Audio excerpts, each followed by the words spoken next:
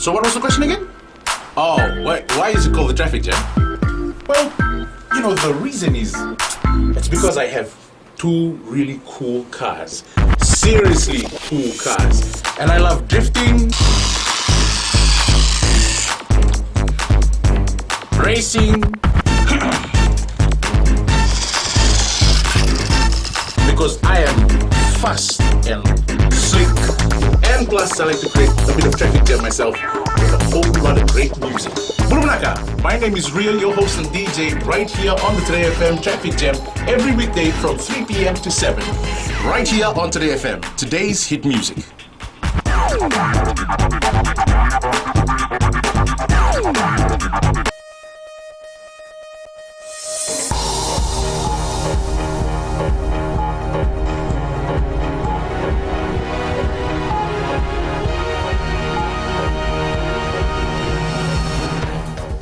This bulletin, 28-year-old man in court for alleged murder. National Council of Women describes proposed company's bill as anti-woman. And tourists involved in road accident discharged from hospital.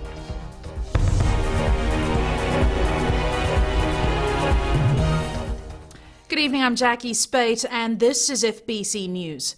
28-year-old Osea Kilaverata appeared in the Suva Magistrates Court this afternoon, charged with the murder of his partner, 36-year-old Losana McGowan. Kilaverata went before Magistrate Walleen George, who agreed to the police prosecution's request to remand the accused until his next appearance. The magistrate transferred the case to the High Court for hearing on the 17th of April. It's alleged that in the early hours of Saturday morning, Kilaverata, after returning from a night out, had a heated argument with former journalist McGowan. He then allegedly pushed her, resulting in her falling and hitting her head on the concrete floor. The alleged incident took place at their flat in Toorak, Suva. An autopsy on McGowan's body was carried out this morning before formal charges were laid this afternoon. Does someone have the right to read your SMS without your consent? That's the question we posed to a senior lawyer following an incident where a teacher allegedly publicly read text messages of a student who later died from self-inflicted burns. Chanel Sivan reports. Hello. The mobile phone has somewhat become a necessity more than a want. And with the increasing use of mobile phones for calls and SMS, there arises a question whether someone in authority, like a teacher, can read your personal communications without your consent. It doesn't follow that a teacher or anybody else at the school had a right to read her personal communications or to communicate them to other people just because she had failed to follow a school rule. In what circumstances could somebody read out or publish somebody else's personal communications? Obviously, with that person's consent, they could do that. In other circumstances, probably not. Naidu pointed out Section 24, subsection 1 and 2 of the 2013 Constitution, which stipulates that every person has the right to personal privacy, which includes the right to confidentiality of their personal information and their communications. Education Minister Dr. Mahendra Reddy says mobile phones are strictly not allowed in schools for many reasons. It's quite vulnerable when a child is outside the school setting and the child has a mobile phone. Because, holding a mobile phone in the hand means you're connected to the rest of the world. You don't know who can access you and how the child can be lured at that particular age where emotions run more than the ability to rationalize. However, Reddy says the case of Navnita Devi is different, as it was a sporting day out of the school when many children bring mobile phones with the consent of their parents. According to lawyer Richard Naidu, if a link is made that the teacher had read Devi's personal messages in public, which resulted in her death, there might be a case for damage. Chanel Shivan, FBC News. Prime Minister Vorenge Bainimarama has appealed for everyone to make sure that the free meal program is not abused and goes to the children it is meant for. Bainimarama made the comment while launching the free meal program at Dama District School in Boavano Levu today. Bainimarama says the government will come down hard on anyone who diverts these supplies elsewhere, as they belong to the children and the taxpayers. He also encouraged students to stay fit and healthy and for them to study hard to be successful in the future. Free milk and Weet-Bix are available to all Year 1 students. The National Council of Women Fiji has labelled the proposed companies bill anti-woman. In a submission to the Parliamentary Standing Committee on Justice, Law and Human Rights today, General Secretary of the Council, Faye Volatambu, said the bill is particularly restrictive for women at the grassroots level who want to start a business. Maggie Boyle tells us more.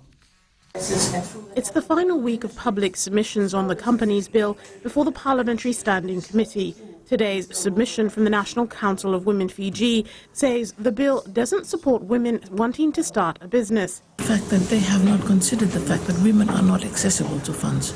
Women don't have money readily available for them to register their companies, to have tax incentives. Most of the information that is put in this bill and the requirements would mean that a person had to have a lot of funds. And when we are dealing with grassroots women who are trying to make a living. Faye Volatambu also highlighted the need for the bill to be more inclusive and consider a tax holiday for new businesses.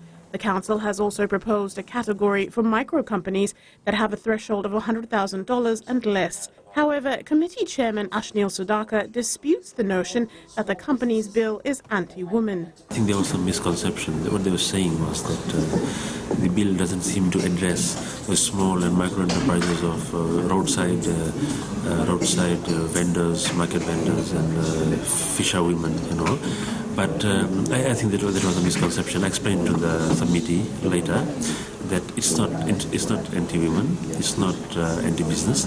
It's in fact it does cover. If you see the threshold, what they're saying that there should be a micro bracket as well. But if you look at $0 to $5 million threshold, that covers a lot of ground, lot of area. The Council has also suggested that a 50% quota for women on the Board of Directors be considered. The committee will conclude the hearing of its oral submissions tomorrow, with the deadline for written submissions extended until Friday. Maggie Boyle, FBC News. 2 tourists injured in a road accident near Nandi yesterday have been discharged from the hospital. Their rental car allegedly collided with an oncoming vehicle and a bus at Nawai yesterday. It is alleged they were travelling towards Nandi and were trying to overtake another vehicle when the accident happened. No one else sustained injuries. The driver of the rental car has been questioned. Coming up, TISI Sangam to build a senior citizens retirement home in Nandi.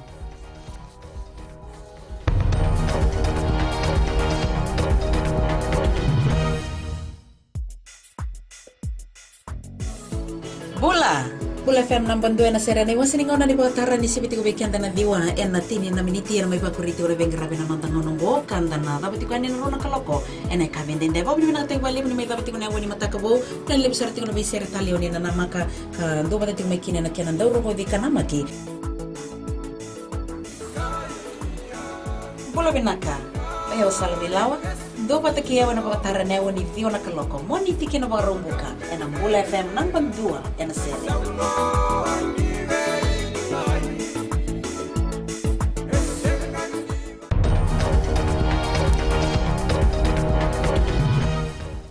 Welcome back. This is FBC News. The Fiji Law Society, in its submission to the Parliamentary Standing Committee, has indicated that a lot more work in the proposed company bill. Law Society Executive Richard Naidu says there is no need to rush to pass the bill. Ellen Stolz reports. The Fiji Law Society says the company's bill is more or less reinventing the wheel and needs to be made easily understandable. Let's face it, it's not just lawyers and accountants and company directors who ought to be able to understand this law. The law ought to be accessible to everybody.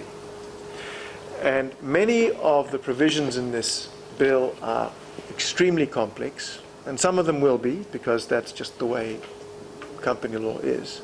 But they don't all need to be complex. Naidu added that the government should also take the time to help people truly understand the bill before it is passed. It's better for the government to take its time and get this right. First of all, by publishing the rules and the regulations and the prescribed forms that it's promised it will publish at a later time. Do that first. so that we can see how the company's legislation is going to work as a whole. The committee also received a submission from the National Centre for Small and Micro Enterprises Development, which hopes to get more provisions for SMEs. It's two things. You have laws and legislations coming up, and this is the fear. We have to balance it in such a way that on one side, we provide that incentive so that they come into the formal sector, and pay their dues, and we discourage them from continuing the way they are. The National Centre provides help and assistance to individuals, and Chand suggests that empowering the SME sector will go a long way in building a stronger economy. Ellen Stalls, FBC News. The Ministry of Itaukei Affairs is considering appointing forest wardens as part of a conservation strategy. There are concerns that native forests are dwindling at an alarming rate and now represent about half of the total forest cover. Watisoni Rakandroka reports. There are very few places like Loloi Suba on the outskirts of Suba where native trees can be found, and the ministry is looking at ways of protecting them. Permanent Secretary Sabanala Kaunisela says they are considering training villagers to be forest wardens. To actually watch over our forests, not only our forests but also all the other resources on the forest cover to the big indigenous trees that we have around Fiji. Forestry Principal Officer Peter Rokombiao says forest wardens will help stop illegal logging of trees and the illegal trade of timber. It is simply our responsibility in terms of stewarding this renewable resource, the forest, as it is important to the country in terms of biodiversity, in terms of economic and social development, and also the daily livelihood. Rokombiao says we need to conserve our forests and promote activities to sustain these natural resources. The forest warden will be responsible for protecting our native trees like this one in Loloi Suba. Watisoni Rekanroka, FBC News. Baby Nabi and Ramisa Hussein, abandoned at the gates of St. Christopher's home last month, is now back with her mother. Minister for Women Rosie Akbar, while declining to give an on-camera interview, confirmed the baby has been reunited with her mother and that the family is, reunited with the family and that the mother is undergoing counselling. Akbar says the ministry is looking at ways to further assist the family to ensure the welfare of the child. It was also pointed out there are avenues through which young expectant mothers with difficulties can receive assistance by seeking help from their nearest social welfare office. According to the ministry, 164 children are in state care, 29 of these were abandoned, while others are in need of placement because of cases related to child abuse, neglect, family disputes and divorce. The TISI Sangam organisation will build a senior citizens retirement home in Nandi. The decision was made with widespread support from their Sangam members at their annual convention in Suva over the weekend. Ritika Pratap reports. Land at Nawai in Nandi has been earmarked for the new retirement home. The organisation has 45 acres of freehold land, some of which is being used for farming. TISI Sangam President Sadasivan Naikar says they have a concept plan. Respect given to the elderly at home, even in the community. And it is not only the Sangam people, but we must look at, all the elderly people. We have to care for them. Because as they go to elderly age, days are, maybe a few years of life ahead of them. And at this time, they need care and love from us. Naikar says they hope local businesses and the government will support their initiative. The proposed retirement home has the support of the Fiji Council of Social Services. We would definitely like to inform our international partners and regional partners about this initiative and see and work together with TISI Sangam into advancing this project quickly. The quicker it is, the better it is. Statistics are still being collected about the situation in Fiji. However, recent surveys have shown that globally, the elderly population will increase in the next 30 years. Currently, there are 868 million people who are over the age of 60. Ritika Pratap, FBC News. Sports now, and here's the lovely Akosita with the latest update. Good evening. Up ahead in sports, hundreds greet Fiji Sevens team in Nandi this morning, and Cricket Fiji impressed with talent at this year's Easter Championships. This and more coming up.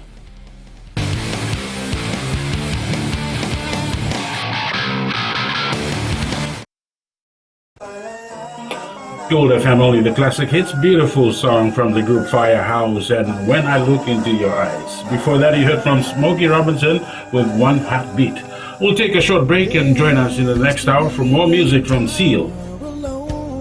Bulabanaka. I'm DJ Tora.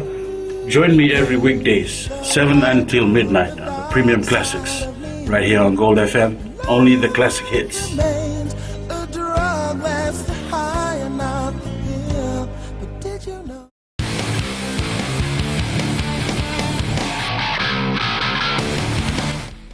Welcome back. This is FBC Sports. Hundreds of people were at Nandi International Airport this morning to greet the Vodafone Fiji Sevens team when they returned from the Asian leg of the World Sevens Series after winning the Hong Kong Sevens and finishing third in Japan. Josephine Avula has the details.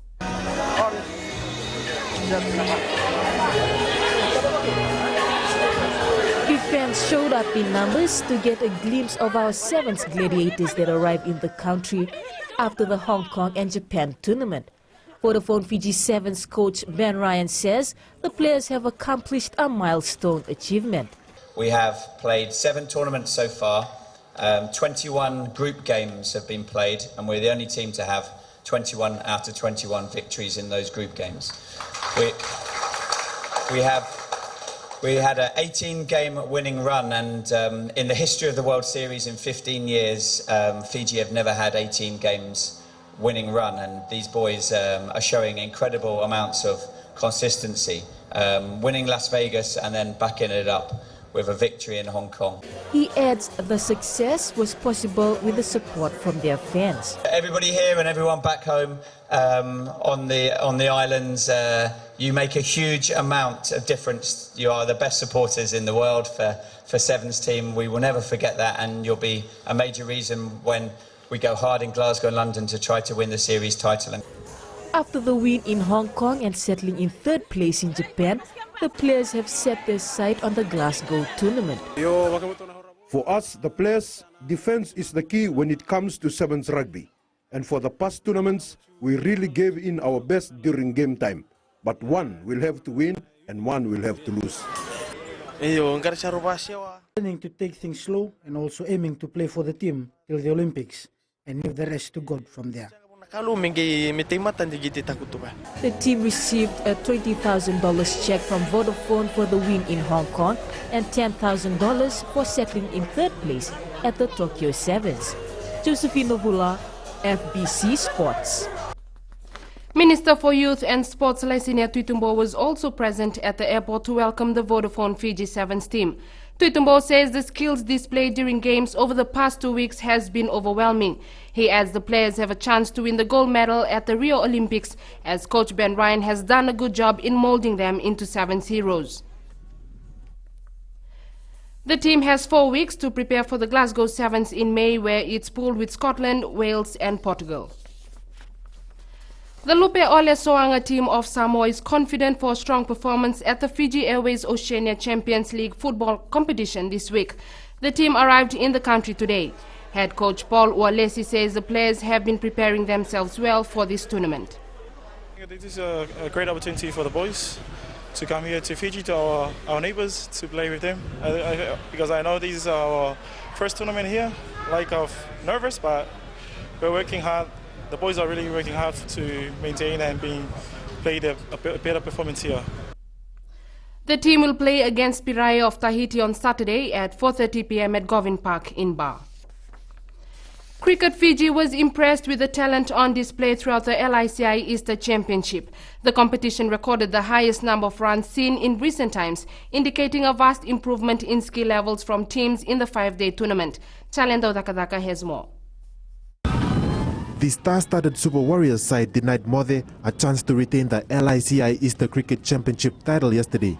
Apart from the same two teams making their finals appearance for the third year in a row, all the teams have lifted their performance this year, which bodes for a bright future.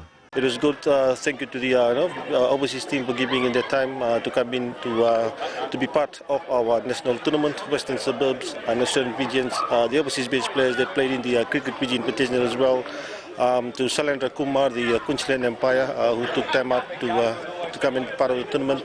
Overall, a good tournament. The two finalists and the losing semi-finalists collected a total of $9,000 for their efforts, with other prizes handed out to reward players for a spectacular display of cricket. And we're very happy to be here because the kind of atmosphere that we have seen is wonderful. You can see in the background that the supporters of various teams are just having their Thanksgiving after the finals today. And all the teams participated very competitively. This is the final tournament of the year on the local scene, as Cricket Fiji now turns its focus to preparing the national age grade and senior teams for overseas duties next year. Talento Kavak, FBC Sports. 55-year-old para table tennis player Akani Silatu is relishing the opportunity to travel overseas for the first time. The Ovalau native only took up the sport a few months ago, but is now part of the 5-member national squad to compete in the Oceania Para Table Tennis Championship in Australia. I'm really excited because this is my first trip abroad, and I hope that I'll do my best on the trip to Bendigo. Vodafone ATH Foundation donated $5,000 to assist the team. They leave tomorrow for the championship, which begins on Friday. Manchester City's hopes of retaining their title suffered another huge blow with their 2-1 defeat by Crystal Palace this morning. City is now 9 points behind Chelsea and below Arsenal and Manchester United, whom they play on Monday. Manuel Pellegrini's side has played a game more than Chelsea, but have lost their past 4 away matches. Didn't quite work out. And it goes down! And it's knocked in by Glenn Murray! And that's football for you! And punching it is. Oh, scores! Joe Hart went across, couldn't reach it. It's suddenly 2-0 Crystal Palace. Dan. Toure! Yes! Well, it is. Manchester City will feel long overdue. And that was your sports for this evening. It's back to Jackie for business.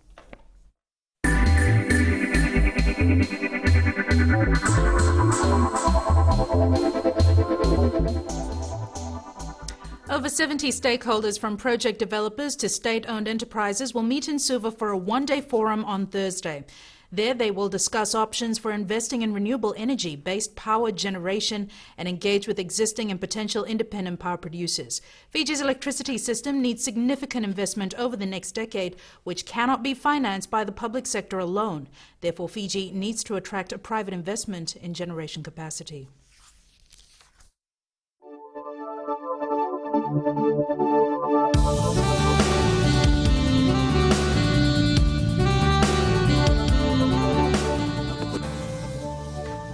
Generally fine weather apart from isolated showers was experienced, especially over the eastern parts of the group.